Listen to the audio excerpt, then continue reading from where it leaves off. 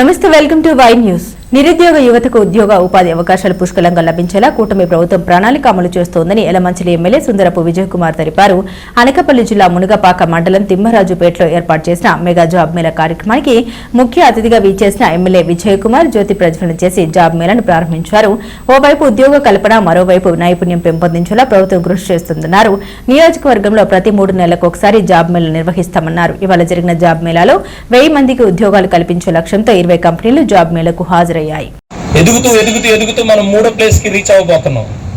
మనం మొదటి ప్లేస్ కి రావాల్సిందే. ఎందుకు రాకూడదు? అమెరికా వాడు 100 సార్లు పొట్ల, చైనా వాడు 100 సార్లు పొట్ల, మనం కూడా ఈక్వల్ గానే ఉన్నాం. కాకపోతే మనకి ఉన్న సమస్య ఎక్కడుంది? ఎక్కడుంది ఆ సమస్య? ఆ సమస్య ఎక్కడ క్లియర్ చేసుకోవాలి? ఈరోజు అమెరికా వాడు పిచ్చిగా బిహేవ్ చేస్తున్నాడు. ప్రపంచం అంతటి మీద పిచ్చిగా బిహేవ్ చేస్తున్నాడు.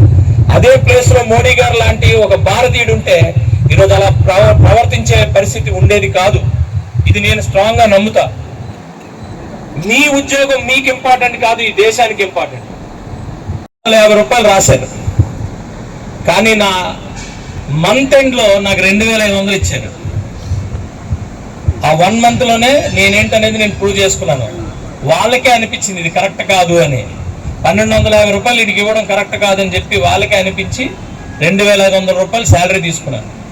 ఒక 2 నెలలు 3 నెలలు అయిన తర్వాత శాలరీ పెరుగుతూనే ఉంది. ప్రతి నెల కూడా వాళ్ళే క్వశ్చన్ వేసుకున్నారు, వీడికి కరెక్ట్ కాదు, వీడికి ఈ డబ్బులు ఈ శాలరీ కరెక్ట్ కాదని.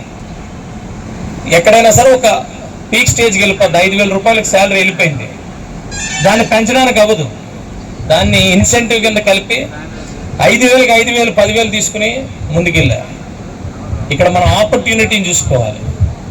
ఆపర్చునిటీ మనం ఏమనుకుంటామంటే మనం ఏదో అవతలోడికి సేవ చేసేస్తున్నాం, అవతలోడేమో మనకి సేవ, ఎవరికి సేవ చేయరు. ఒక ఆపర్చునిటీని క్రియేట్ చేయాలి. కాబట్టే ఈరోజు ఇండస్ట్రీస్ వెనకాతల పడుతున్నాం.